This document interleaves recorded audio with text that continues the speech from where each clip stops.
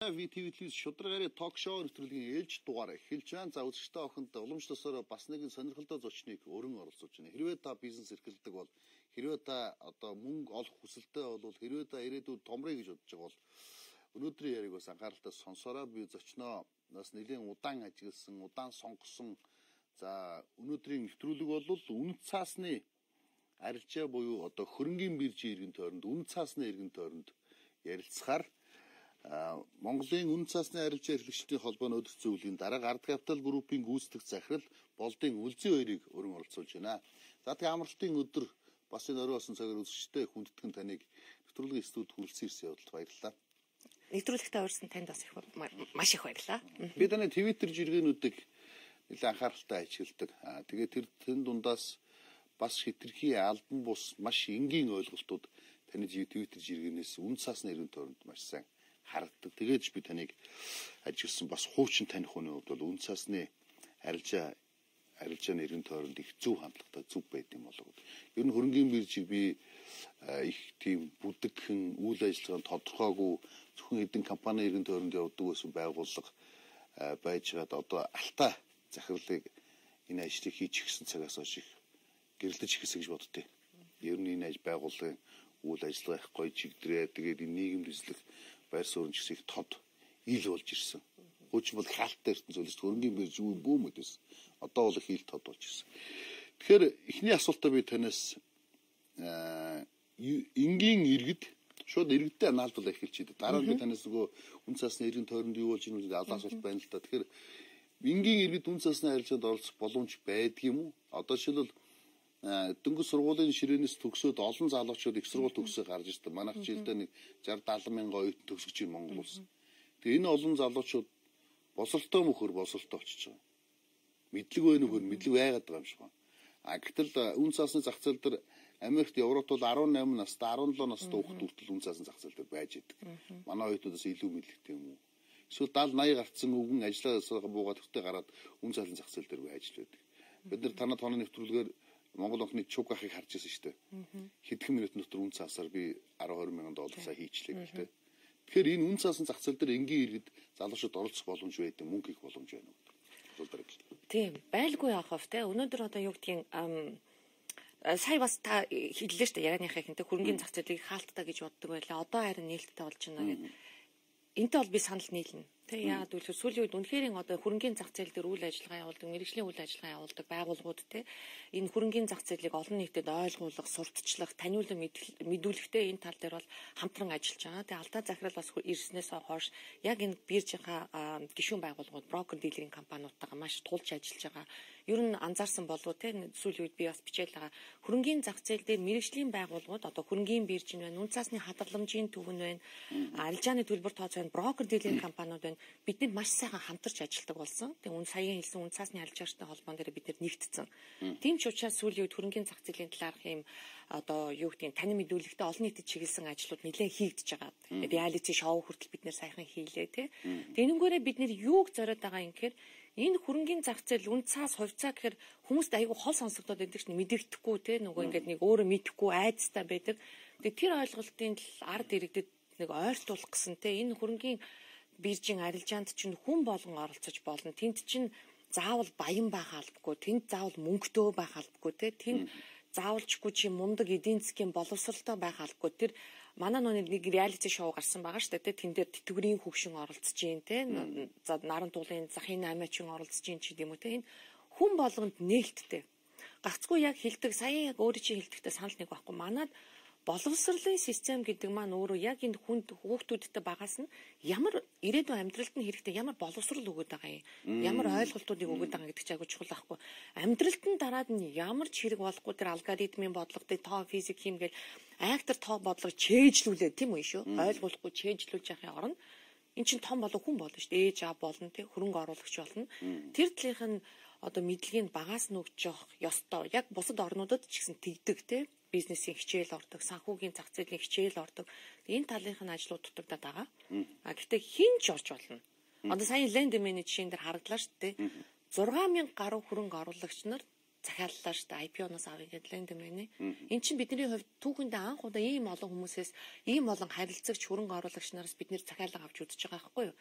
Тэгэхээр энийг бид нэр юу гэж харж байгаа гэхээр яг л сүүлийн одоо жил гаруй хугацаанд бидний хийсэнтэй олон нийтэд хандаж хийсэн сошиал ертөнц зөрч тэртэй нөгөө хэвлэл мэдээллийнхэнтэй хамтарч ажиллаж хийсэн энэ ажлын үр дүн юм болов уу гэж харж байна л да.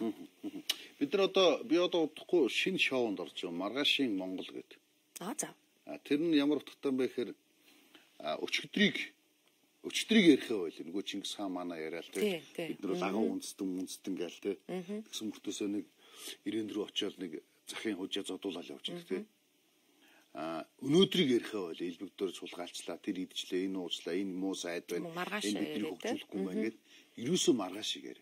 Тэрний нэг хэсгээр бас танаа үнд цаасны зах зээлийн тухай байдаг байхгүй юу? Нэвтрүүлгийн төсөлтөд бодрон байгаа. Бид нар өнөөдөр ингээл доор хэрэлдээл ингээл ухалцаал Twitter дээр одоо Facebook дээр өөрсдөө ухаантай болох гол бусдыг муу ухаангүй болох гол ингээд байхын оронд маргааш яах вэ гэдэг төсөөлдөг болол гэх гэдэг байна. Тэгэхээр би энэний тулд нөгөө сая боловсролын системийг сэтгэж оролцуулж ярьсны шалтгаан нь юу гэхээр маргааш цөмөрөө юу хийх юм бэ? Маргааш мөнгөтэй болох юм уу? Ингээл хүмүүлал байгаад их юм уу? Өөргөө муулаад хүмүүлал тэгэл өөрийнхөө би мундаг байсан гэд яриад тэ нөгөө таршаан дээр өвч байгаа чинь захтаах нь инженер байлаа. Сэдэн балтаа гар барьж явуулаа гэдэг яриагаар одоо бид бүгд амьдраад байгаа байхгүй. Тэгэхээр бид нар маргаашийн төсөөлөлтөө бол маргаашийн төсөөлөлтөө болоход маргаашийн амьдралд үнцээс хэрж чухал вэ? Би бол хамгийн чухал гэж хэлнэ. Яа тэгвэл маргааш бид нэр хүчрэхэг байхын тулд маргааш бид нэр одоо юу гэдэг мэдлэгтэй боловсралтай иргэдтэй байхын тулд юу гэхээр бид нэр эдийн засгийн хувьд хүчрэхэг байх хэрэгтэй байхгүй.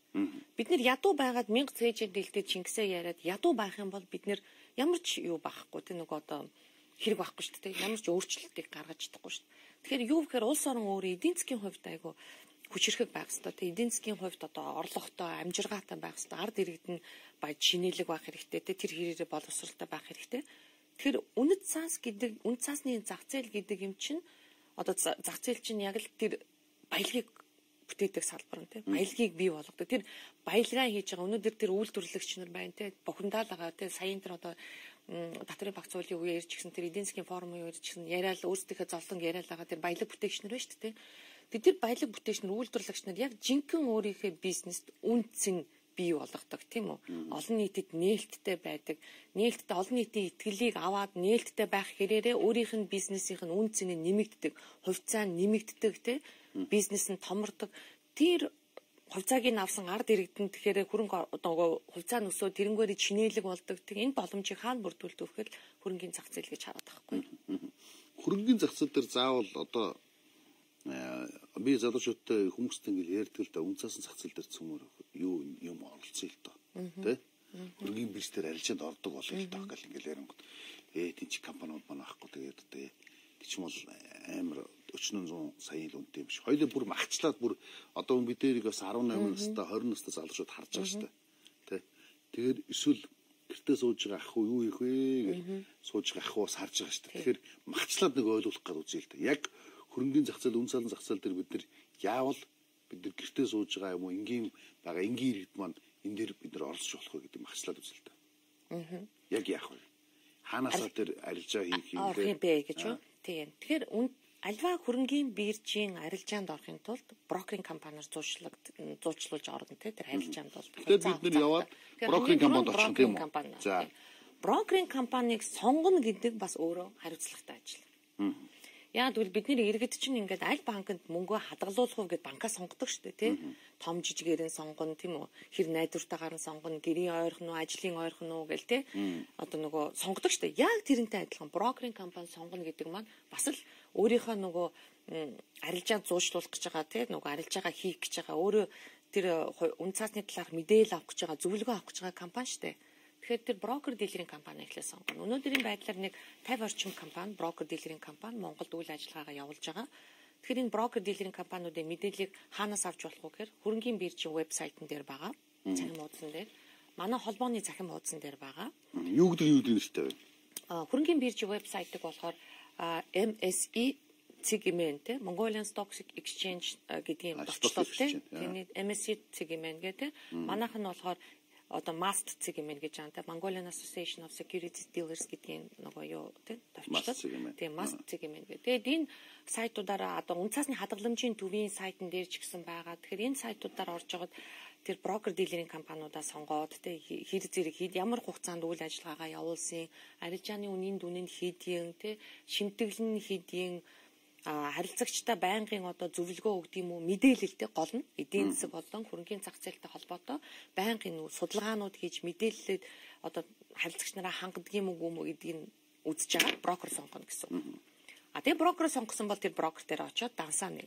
Одоо хувьцаа авдаг арилжааныхаа дансыг нэгээд. Данаад нэг сая төгрөг 2 сая төгрөг шиг бэлэн байлаа гэж бодоод би эхлээд энэ MSA цэгмээр нэрмүү MAST цэгмээр очиод брокер дилерийн компанийг сонгох нь. Тэгээ компаниараа тэгвэл брокер гэж үгсүүгээ дилер гэж үгсүүгээ бид нар хамгийн энгийнээр яаж ойлгох вэ? Тийм брокер ер нь бол брокероор үйлчлүүлнэ гэсэн үг. Яг бид нар нэг брокер дилергээ хамтдагч ойлгоод байгаа. Дилер гэдэг маань юу гэхээр тэр компани яг одоо хуулиараа бол компани өөрийнхөө хөрөнгөөр л арилжаанд орохыг хэлж байгаа. Тэгэхээр тэр бол нэг харилцагч нарт бол нэг хамаагүй те гол нь брокерийн эрхтэй л компани дээр очиод үйлчлүүлвэл болно гэсэн үг. Брокер гэдэг нь юу вэ?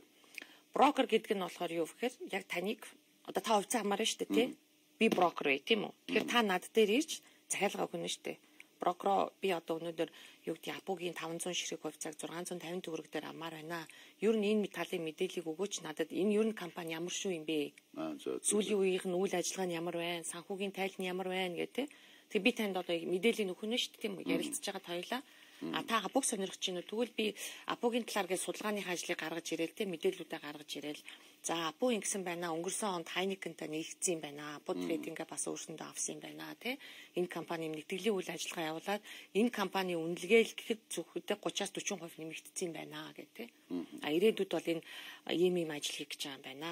Тэгээ хоёлаа ярилцсан тийм үү? Тэгэхээр мэдээлэл аваад өөрөө дүгнэлтээ хийн штэ та те. Тэгээ за Апугийн хувьцааг авъя гэх юм бол та яг за авъя гэж надад өгөх юм бол би таны захиалгыг аваад хөрөнгөний биржийн одоо тэр арилжааны платформ гэж ярьдаг те тийшээ зоогоод танд одоо Апу гэж хувьцааг таны хүссэн хувьцааг авч өгнө гэсэн үг байхгүй. Тэгээ эргээд танд мэдэгдэнэ.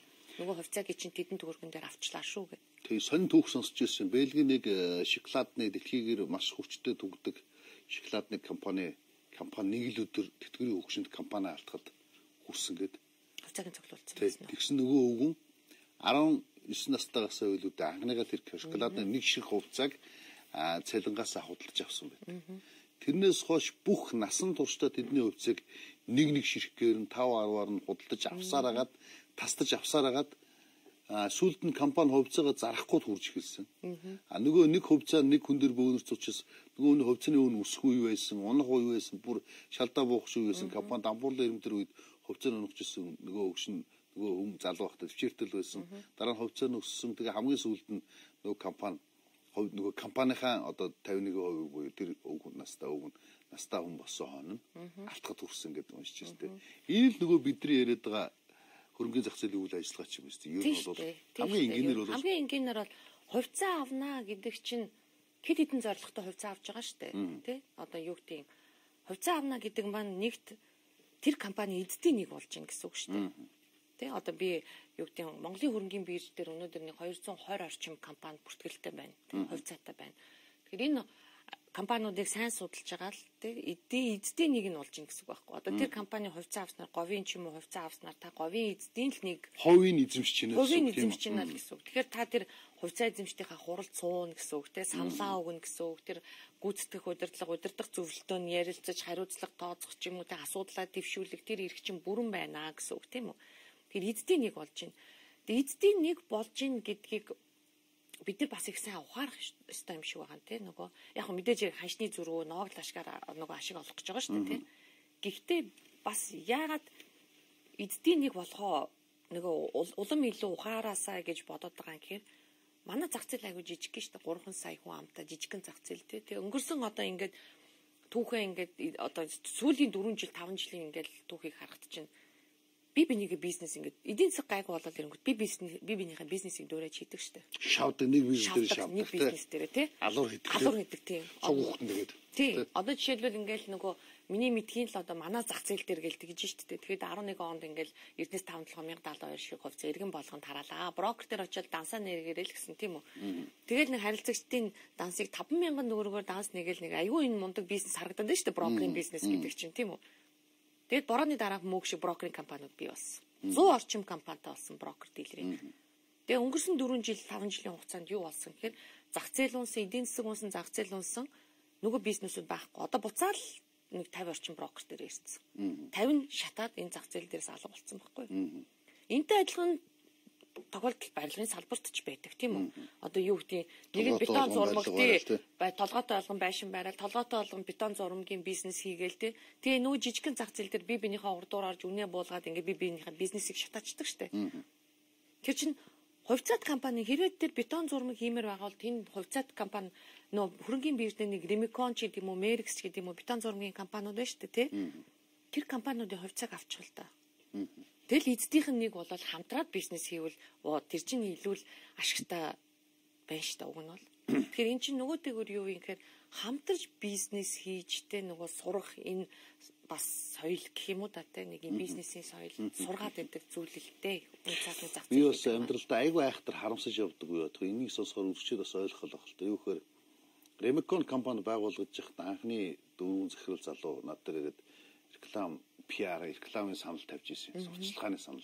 Манай компани сурталчлаад юм хийгээд байна. Надад төлбөр мөнгөний одоо яаж хийх юм бэ? Бид нар чамд Ремикон хувьцаа эзэмшүүлээ. Тэгвэл би тоог байхгүй яах юм бэ? Наад зүг үсэл гэж. Тэ.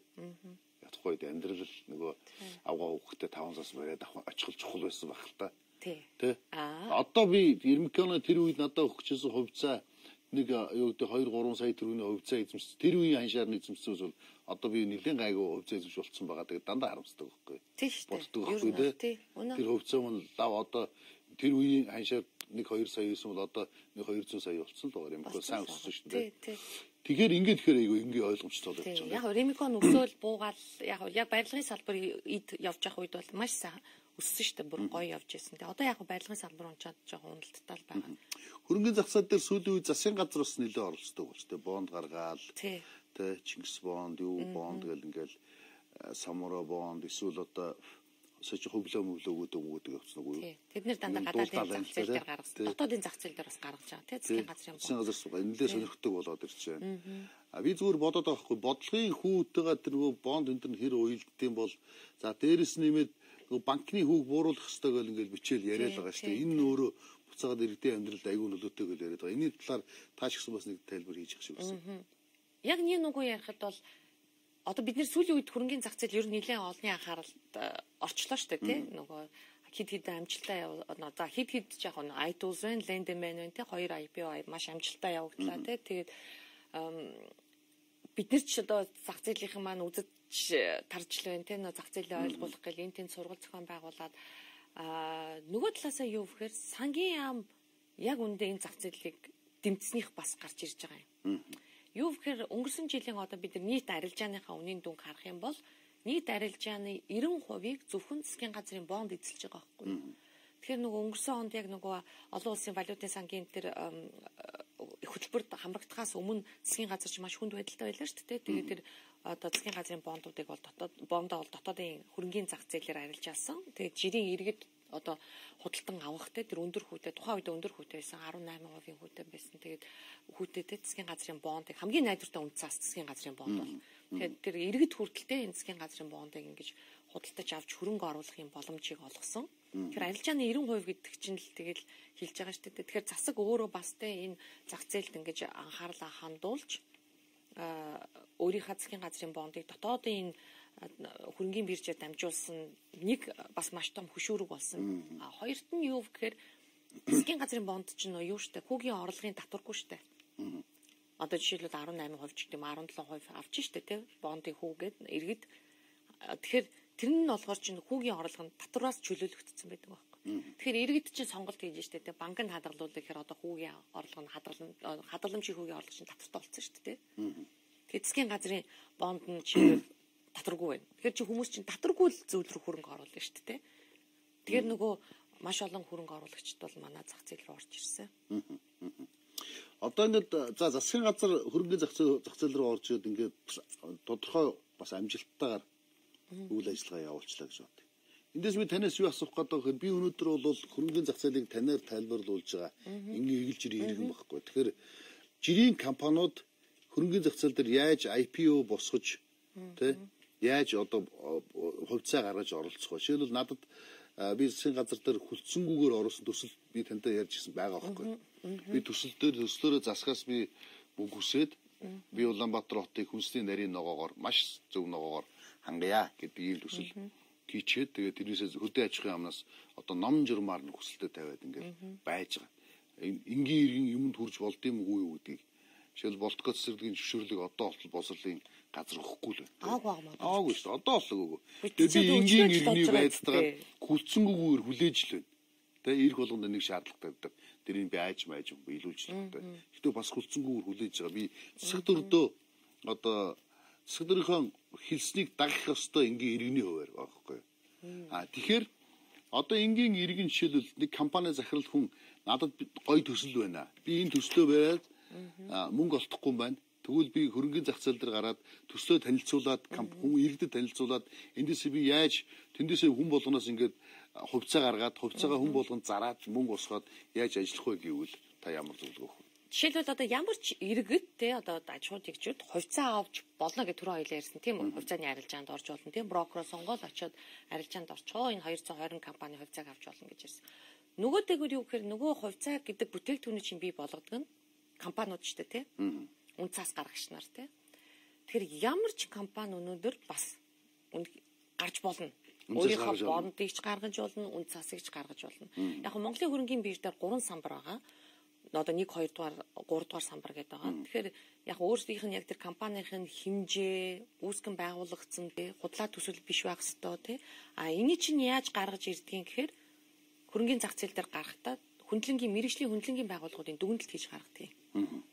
Жишээлбэл одоо компаниуд одоо за яг тодорхой жишээн дээр саяын одоо iTools гэдэг юм уу, Landman гэдэг те яг энэ саяын IPO хийсэн компаниуд. Тэгэхээр эдгээр чинь IPO хийн гэдэг маань юу гэхээр манайхан нэг юм ойлголттой мөнгө хэрэгтэй болоод айгүй ингээд түүртгэхээр л гів гинт ингээл IPO хиймээр санагддаг те. Тэгэхээр IPO хийн гэдэг чинь тийм хурдан банкнаас зээл авч байгаа ажил биш байхгүй юу? Энэ чинь олон нийтээс хөрөнгө татж байгаа ажил учраас энэ чинь төлөвлөгөөтэй явдаг те. Бас жоохон цаг хугацаа шаарддаг, бэлтгэл шаарддаг ажил те. Тэгэхээр яах ёстой вэ гэхээр тэр компани одоо хувьцаагаа хөрөнгөний биржээр гаргахын тулд үнэлгээний компаниг хүслэх ёстой, хөндлөнгийн мэрэгжлийн те. Тэр үнэлгээний компани чинь бизнесийн үнэлгээг нь хийн, хөрөнгөнийх нь үнэлгээг нь хийн те. Энэ компани үнэхээр өнөөдөр одоо юу гэдгийг 2.5 тэрбум гаргах одоо хэмжээний компани мөн үгүй юу гэдэг дээр дүгнэлт гаргана тийм үү. Дараад нь аудитын компани, 2 дахь мэргэжлийн байгууллага. Аудитын компани санхүүгийн тайлан дээр дүгнэлт гаргаад энэ санхүүгийн тайлан яг бүртгэлийн ном журмын дагуу хийгдэж үгүй юу те, зөв хөтөлж гин үгүй юу, асуудал байна уугүй юу гэдгийг тайлан тавина. Дараад нь хуулийн фирм. Хуулийн фирм нь юу гэхээр за энэ яг дүрм журм нь те одоо энэ компанитай хийсэн гэрээ, контракт, компани дүрм нь тийм үү? Одоо яг энэ хуулийнхаа хүрээнд хийгдэж үгүй юу гэдэг дээр дүгнэлт тавина. Тэгээд дараад Underwriter-ийн компанитай ингээд дөрвөн компани хөндлөнгийн одоо дөрвөн мэргэжлийн байгууллагын дүгнэлт гарч ээж санхүүгийн цэцүүл хооронд материалаа өгч ээж гардаг. Яг нь тэртээ байж тээ ингээд хэлэхээр шүү дээ хүмүүс ингээд шууд юу яадаг байхгүй юу? Банкн дээр зээл авчихгүй юм. Тий, амжихгүй юм байна. Утгахгүй байна ачлаа. Утгахгүй юм байна. Тий. Зээл авсан дээр юм байна. Банкн дээр очиод байраа барьцаан дээр тавиал зээл авсан дээр юм байна. Үнэ одоо юу гэдгийг банкнаас зээл авах нь хурдан л таа. Гэхдээ юу гэдгийг та банкн дээр очивол богино хугацааны зээл авах шүү дээ. Тэгээ хүү төлнө шүү дээ. Тэгээ хүү төлнө шүү дээ. Та өнөөдөр 6 сая төгрөг банкнаас авлаа гэж бодъё те. Аваа та маргаашнаас нь хүү төлж эхлэв шүү дээ. Та сар болгон тогтсон өдөр хүүгээ үндсэн төлбөртөө төлж эхлэв шүү дээ. Нөгөө 600 сая тийм үү? 600 саяын зээлийг авлаа. Тэгээ 600 сая та бүтэн эргэлдүүлж чадахгүй шүү дээ. Яг гэвэл та сар болгоно нөгөө банкныхаа өндөр хүүг нөгөө үндсэн төлбөртөөгөө хамт ингээд төлж явна шүү дээ. Хөрөнгөний зах зээл бол хүү байхгүй. Хөрөнгөний зах зээл төлөвлөгөөгөө танилцуулна тий. Та анх удаал те нөгөө эхний ажил чинь танд юу ээж магадгүй те зардал ихтэй байж магадгүй олон байгууллагуудтай хамтрана. Гэхдээ та тэр хэрээр компани чинь нээлттэй болно тийм үү? Таны бичиг баримтууд зэгцэрнэ те. Тэгээд та хөрөнгө босгочлоо гэж за хувьцаагаа гаргасан тохиолдолд яах вэ гэхээр та ерөөсөө хүүгүй мөнгө босгочихж байгаа байхгүй. Урт хугацаанд тийм үү? Ямар ч хугацаагүй. Хүүгүй мөнгө босгож байна. За бонд босгосон гэж үзье тийм үү? Ошо бас бонд босгож болно шүү дээ хөрөнгөний зах зээл дээр. Бонд чинь одоо нөгөө юунаасаа зээлээс банкны зээлээс ямар ялгаатай юм гэхээр та жишээлбэл бонд 600 саянтэй саяын одоо зээлийгээ бонд болгочлоо гэдэг жилийн хугацаатай бонд гаргачих байхгүй. Эсвэл 2 жилийн хугацаатай бонд гаргачихна. Тэгээ та анханасаа бонд гаргахтаа нөхцлөө тохирчин би жилийн эцэстэл хүүгээ төлнө. Тэгээ сар болгон төлөхгүй нэ шүү дээ банктай адилхан. Тэгэхээр та бүтэн жил нөгөө 600 сая төгрөгийг эргэлдүүлэх байхгүй. Бүтэн эргэлдүүлжээж жилийн эцэст та тэр 600 сая хүүгийн хамт эргүүлэн төлөх байхгүй. Айгуу том боломж байхгүй юм чинь. Тийм биз дээ тий. Та одоо боддоо 600 сая төгрөг авлаа банкны хүү хэд байх вэ сар болгон? За нэг 18 9%. За 20% таа гэж бодъё. Тэгэхээр юу? Хамгийн багаар утгач хамгийн багаар утгач шүү дээ. Тийм биз дээ. Тэгэхээр чи 20% тий 12 сая төгрөг. Тэгээ 120 сая төгрөг. Даад харж чинь сар болгоныг 10 сая төгрөг төлөх гэдэг. Сар болгон 10 сая. Тэгээ үндсэн төлбөрөөс нь хасаад гэдэг тий. Алхна шүү дээ. Алхна шүү дээ. Тэгээ сар болгон та тэр нөгөө дахиад нөгөө тэг мөнгө төлөхөд нөгөө эргэлж явах хэвээр мөнгнөөсөө та хумслаад хүүгээ төлөөд ийн гэсэн үг шүү дээ банкныхаа. А гэтэл хөрөнгөний зах зээл дээр бонд гаргах юм бол та жилийн дараа төлөх байхгүй юу? Тэгэхээр чинь нөгөө 600 сая төгрөг бизнестэй бүтэн эргүүлнэ гэсэн үг байхгүй юу? Бид нэг нөхцөл зочноор үрсэн шалтгаан байна. Яг юм энгийн ойлголдог байхгүй. Нөгөө зарим мада Үнэн-Бат ах гэдэг манай алтаа малтаа энэ чинь бол нөгөө юу төгснөр макро төгснөрөө яриад ирэхээр өөрөө ойлгож байгаа учраас ойлгож байхдаа хүн болгоныг ойлгож байгаа гэж ойлгоод байгаа шүү байдаг тийм. А тэдний бол ялгаатай нь юу гэж тэд нар чинь юу аахгүй манайх нь мундаг үнэхээр мундаг тийм Үнэн-Бат гааж мундаг алтаа гааж мундаг одоо юу а гэхдээ бид нар чинь нэг үн цасны компаниуд ч гэдэг брокер байхгүй бид нар харилцагч нартай тулж бачилдаг байхгүй. Харилцагч нар яг өнөөдөр бидний рүү хандаж дансаа нийлэгдэг. Өнөөдөр хувьцаагаа гаргаж байгаа компани ч юм уу бондоо гаргаж байгаа компани биднэр дээр ирдэг. Бид нар чинь тэгээ яг нөгөө фронт дээр байдаг. Хүмүүстэй уулздаг, ярьдаг. Тэгээ зөндөө ингээ ярьсаар хагаад нэг бас арай илүү ойлгуулах гэдэг тал байж магадгүй. Бас нэг юм ойлголтууд байдаг. Засгийн газраас яамдууд дээр буулгасан мөнгө. За хүнсүттэй аж ахуйн яам дээр жишээлбэл жижиг дунд үйлдвэрлэлийн жидүүгийн зээлч гэдэг юм уу, сангийн яам дээр байдаг мөнгө, байгаль орчин аял жуулчлалын яам дээр бас төслүүдийн мөнгнүүд байж энэ. Энийг жишээлбэл яагаад үн цасны харилцаанд оруулж болдоггүй юм бэ гэж боддог байхгүй.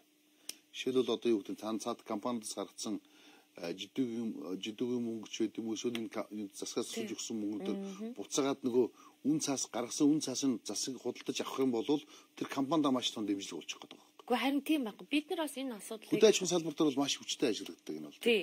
Бид нар бас энэ саналыг засгийн газар тавьсан тий холбооноосоо бид нар бас тавьсан байгаа. Яг нийтийн мэргэжлийн оролцогч байгууллагуудаасаа тавьсан. Энэ асуудлыг бол бид нар хөндөд нэлээд олон жил болж байгаа тий. Тэгээ одоо ерөнхий сайдад тий хуучин ерөнхий сайд багт бид нар асуудлыг тавьж байсан. Одоо хөрс сух сайдад бас дахиад энэ асуудлаа тавья гэж бодож байгаа тий. Юу гэхээр эн чинь тал талын ач холбогдолтой. Засгийн газар одоо төсвийн мөнгнөөс санхүүжүүлж байгаа. Тэгээ энэ санхүүжилтээ нээлттэй ил тод болгох. Бүр ингээд тал талын ач холбогдолтой. Юу гэж одоо жишээлбэл өнөөдрийг хүртэл одоо маш олон мөнгө босгож ирлээ штэ засаг маань тийм үү? Одоо энэ тэндээс одоо Чингис бонд л гээ тийм үү? 2.5 тэрбум доллар. Дандаа банкудаар дамжуулаад зээл болгоод өгсөн тийм. За одоо ингээд JICA-гийн жижиг дундын дэмжих сан гэж байж байна. Бас ингээд банкудаар дамждаг. Ерөөсөө энэ бүх санхүүжилт чинь юу гэхээр банкудаар яваад байгаа. Тэгээд нөгөө хөрхийн хэдэн аж ахуйн нэгжүүд нь байгаа бүх юмаа барьцаалаад банкудаас зээл авдаг.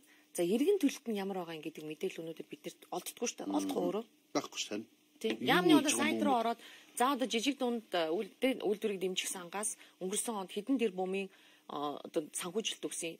Эргэн төлөлт нь ямар байгаа юм? Ямар компанид хэдийг өгсөн? Эргэн төлөлт нь ямар байгаа? Гол нь эргэн төлөлт шүү дээ. Тэр компаниуд яг үүргээ биелүүлж байна уу? Эргэн төлсөн. Одоо би бас ингэж боддог хөө. Жишээлбэл засгаас бондоос Чингис бондоос мөнгө авсан. Жишээлбэл манай компани тийм үү? Чингис бондоос мөнгө авсан. Мөнгө аваад хугацаанаас өмнө эргүүлж төлсөн. Оо за ямар мундаг. Хугацаанаас өмнө. Өмнөх хумсаас өмнө төлчихсөн. Тэгээ одоо дахиад ингэ зээл өсгөх тэр ямар ч хамаагүй байхгүй юу? Нөгөө найдвартай үгүй юу ерөөс хамаагүй. А гэтэл бид нар жишээл ямар нэгэн байдлаар банкнаас зээл авахд Хугацаагаа удаашруулаад төлцсөн байсан бол найдваргүй зээлч одоо ч юм дахиад зээлэхгүй түүмээ гэдэг. Иргэдээ хар дансанд бол оруулж болдог цагаан дансаж байдгүй те. Тэг чинь ингээд айгүй олон юм гардаг ш. Тэгээ наад үнэн цаас чи ороод ирэх юм бол би жишээлбэл боддог бүх юм шилэн болчихно. Ягаад гэвэл хувьцаа дансны чи үн бүх тодорхой гараад компани хөрөнгөний хэмжээ гараад ирнэ. Компани чадамжийн хэмжээ гараад ирнэ. Түүхэн гараад ирнэ те. Ингээ бүх юм нийл болчихдоо зэрэг юуруу мөнгө оруулснаа бид нар буцаагаад хянаж чадж байгаа. Тийм ба. Одоо чи сая ядлаа шүү дээ. Тэр ногооны хүлэмж хийх гэдэг ингээ мөнгө хэрэгтэй байна гэх те.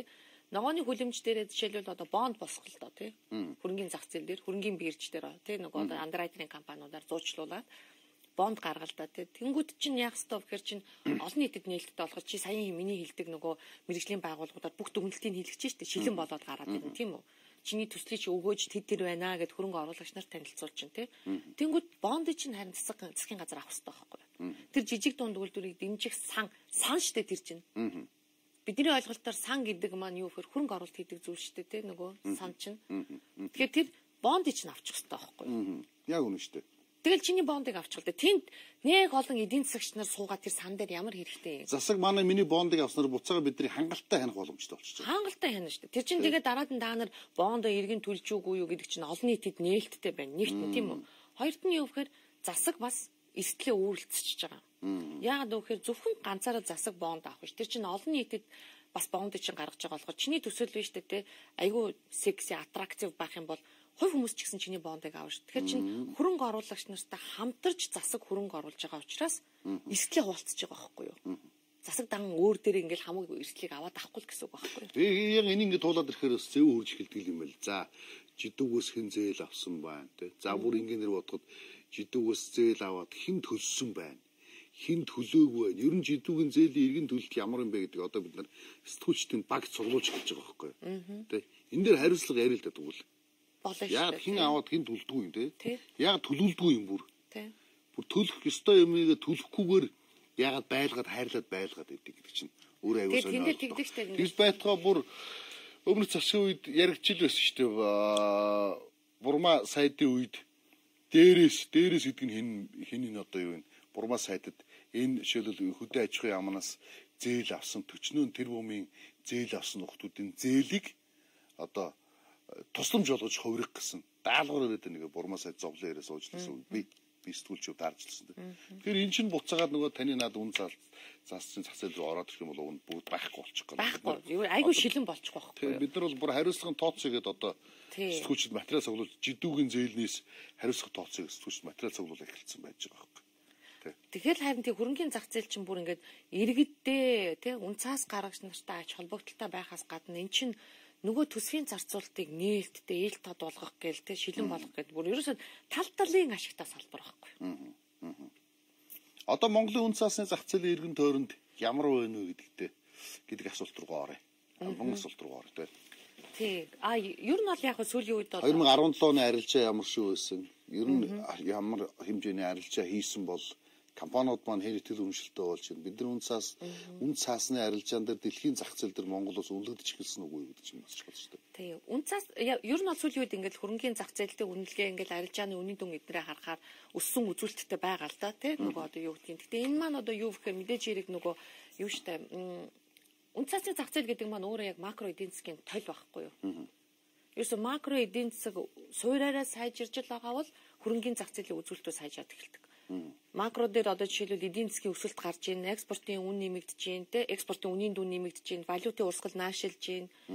Өнгөрсөн онд яг 17 онд тэгжил гарлаа шүү дээ. Тэнгүүд яаж ийн вэхээр манай топ 20 индекс өсөж ийн, манай зах зээлийн үнэлгээ өсөж ийн гэдэг. Яг энэ чинь дагаад явдаг. Яг нэг одоо эдийн засгийн макро эдийн засгийн толин хөрөнгөний зах зээл. Тэгээ одоо өнөөдөр биднэрт ямар шаардлага байна вэхээр яг энэ одоо ингээд өсөж өндийж ингэж эхэлж байгаа дээр нь засаг тур маань бодлогоор дэмжээсэй л гэж бид нэр хүсэж байгаа юм тий. Одоо яг ямар бодлого? Одоо жишээлбэл юу гэхээр бид нар одоо маш олон асуудлууд байгаа. Гэхдээ болио бид нартэй одоо ерөөсөө хоёр чухал зүйл дээрээ тулгаралтай одоо фокус анхаарлаа хандуулъя гэж бодож байгаа. Нэг нь юу гэхээр одоо яг татварын багц хуулийн тухай хилцүүлэгүүд явагдаж байгаа. Саналууд авч эхэлж байгаа салбарын тий. Тэгээ манай одоо хөрөнгөний зах зээлийн мэргэжлийн байгууллагууд бүгдөө хамтарч агаад хувьцаат компаниудын холбоо хүртэлтэй бид нартай хамтарч агаад бид нар одоо татварын нөгөө саналуудаа явуулсан байна. Татвартай холбоотой саналуудаа тий. Жишээлбэл одоо юу гэдгийг хэд хэдэн татварыг чөлөөлөөч Яг бол одоо банкны салбарыг бид нэг 25 6 жил татвараар бид дэмжиж эхэлсэн шүү дээ, тийм үү? Хадгаламжийн хүүгийн орлогыг чөлөөллөө, тийм үү? Бүх зээл тусламжийг төрөөс өгж байгаа бүх зээл тусламжийг бүгднгийн банкудаар явууллаа. Тэгэхээр энэ удаандаа бас яг тийм татварын таад орчин бүрдүүлээч тийм нөгөө гэдгийг асуудлыг тавьсан байгаа. Хоёрт нь юу вэхээр эсвэл төрийн өмч хувьчлалыг, төрийн санхүүжилтийг энэ зах зээл дээрээ хийгээч. Өмч хувьчлал гэдэг одоо төрийн өмчтөд маш олон 80 гаруй компаниуд байгаа гэдэг. Хэдэн алдагдaltaй ажиллаж байгаа юм лээ. Тэгэхээр хувьчлах шаардлага байна шүү дээ нэрий чинь. Одоо нөгөө ганц намжилттай жишээ гэвэл одоо Монгол шуудан компани байна. Монгол шуудан компаниг жил хагасын өмнө одоо баг одоо 2 жилийн өмнө 34% Монголын хөрөнгийн бирж дээр хувьчлалаа шүү дээ тий. Тэгээд ард санхүүгийн нэгдлийн нөгөө нөхдүүд тэнд хөрөнгө оруулаад авсан тий. Өнөөдөр ингээд харахаар бид нэр одоо яаж нөхөд тэр Монгол шуудан гэдэг компани хувьцаа 180 төгрөг байсан. Өнөөдөр 600 төгрөг байна. Ерөөсөө энэ богино хугацаанд тий хувьцааны үн хань. Яагаад хувьцааны үн хань өсөж байна гэвэл компани өөрөө сайжраад байгаа байхгүй үйл ажиллагаа нь. Тэгээ алдагдaltaй шахуу ажиллаж исэн компани өнөөдөр тэрбум төгрөг орчны ашигтай ажиллаж байна. Ногдол ашиг тарааж эхэлж байна. Тэгэхээр эн чинь ерөөсөө хувьчлахтаа хөрөнгийн зах зээлээр хувьчилж байгаагийн ач холбогдол нь энтэй байгаа байхгүй. Компани өөрөө шилэн болж जैन те. Нөгөө 34% авсан, хувийн хвшлийнх нь удирдах зөвлөлтөнд сууж ин төлөөлөл те удирдах зөвлөлтөнд сууж ин тэр компани шийдвэр гаргалтанд нөлөөлж ин компаниас засаглалын сайжруулж ин те. Тэр ганцаараа энэ шийдвэр гаргаж чадахгүй хувийн хвшилтэй хамтарч эхэлж байгаа байхгүй хүссэн хүсээгүй. Ерөнхий сайд ерөнхийлөгч хоёрын хоёулангийнх нь үгэн дээр ч гэсэн олон төрийн өмчт компаниудыг цөөлөе, төрийн албан агчдыг цөөлөе гэдэг утга. Хоёулын дээрс нь харагдж илээ л дээ. Тэгээ би бас гайгүй зөв юм уу гэж харж ирсэн. Энэ төрийн өмчт компаниудыг ер нь хувьчлаад энэ хөрөнгөний зах зээл рүү гаргаад ингээд задлаад өгч юм бол наад Монгол шуудан компани ч гэх юм бол маш гоё жишгүй шүү дээ. Тэгээ яагаад энэ шиг ингээд бусдуудыг хувьчилж болдгүй. Тэгэх юм бол энэ чинь компаниуд нээлттэй болно, ашигтай болно. Тэгээ бизнес нь улам сайжирна. Улс төрийн шахаагүй болно, тийм үү? Улс төрийн томилгоонууд байхгүй болно. Нөгөө барааны шахалт хийхгүй, тийм үү? Эрдэнэ төрийн юу лээ нөгөө мятрон чөлөө нэг 0-ын цаас хэдэн жилийн бэлгэвчээр нийлүүлсэн байдаг гэдэг шиг тийм бизнесүүд байхгүйс болох байхгүй юу? Тэгэхээр би сая эдийн засгийн форум дээр ерөнхий сайдын хэлсэн үг, Зандан шатар сайдын хэлсэн үг, ерөнхийлөгчийн хэлсэн үгийг сонсоод дотроо бол баярлж л суулаа тий. Ялангуяа тэр хувийн хвшилтэйгээ хамтарч ажиллая.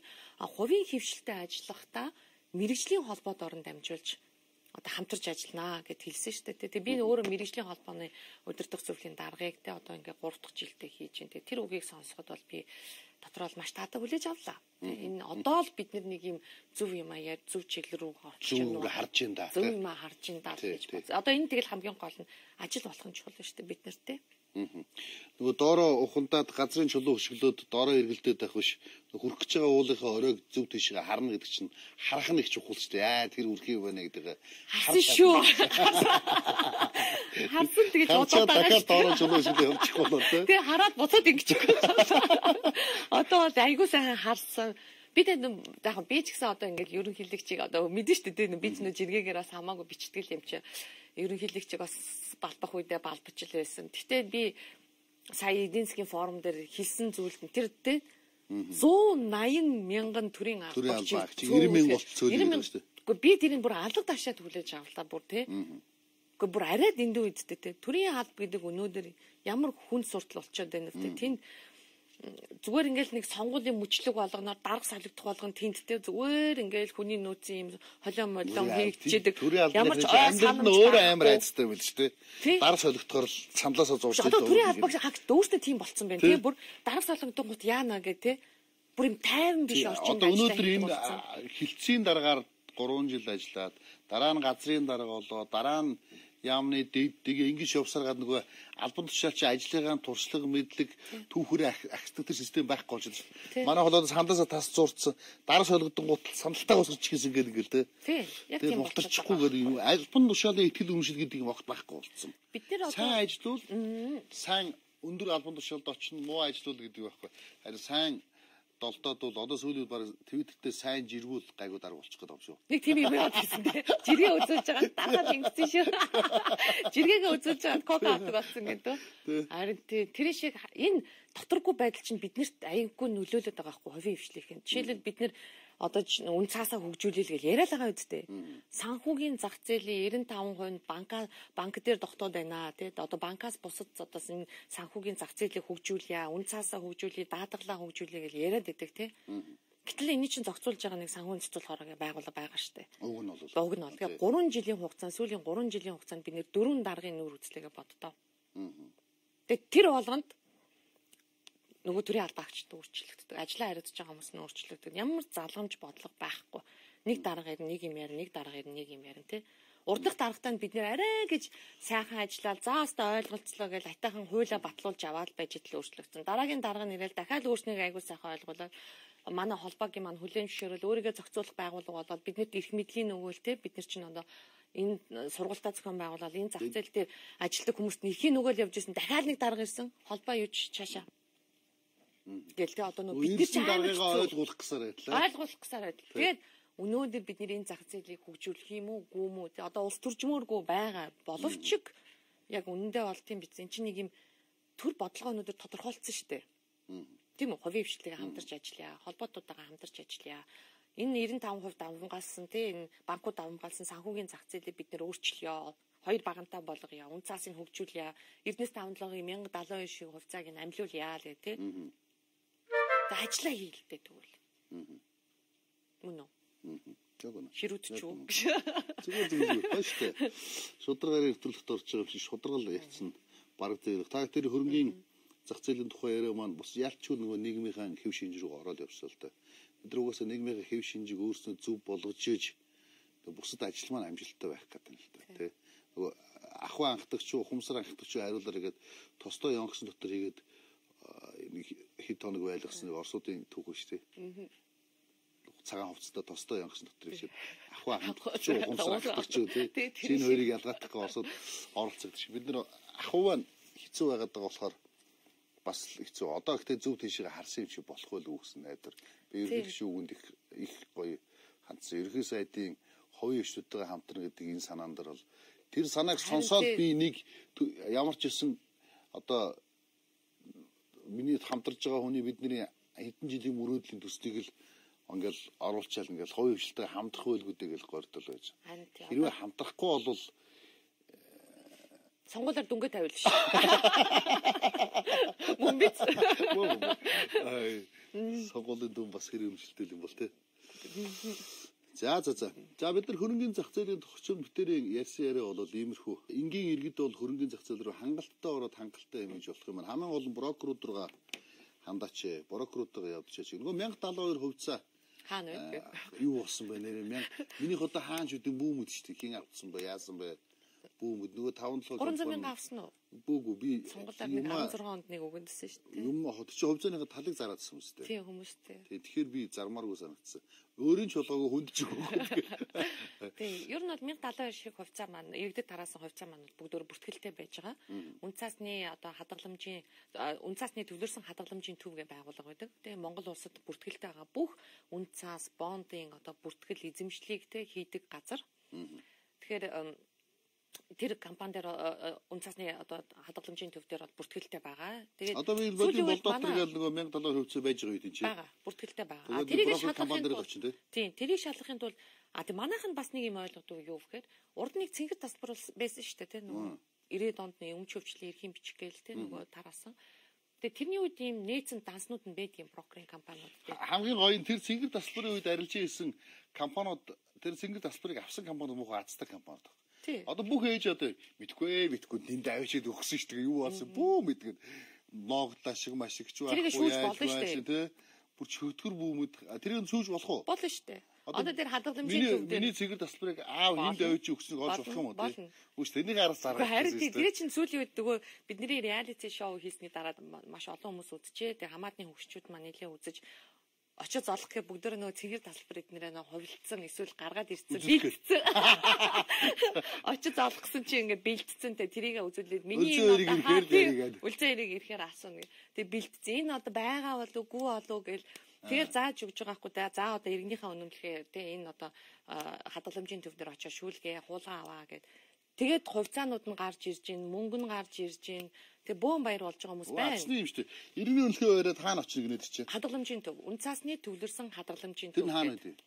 Одоо Чингэлдээ дүүргийн ертөнцийн зүгээр яривал яг уртталт нь хоёр давхар улаан тоосхон байшин байгаа.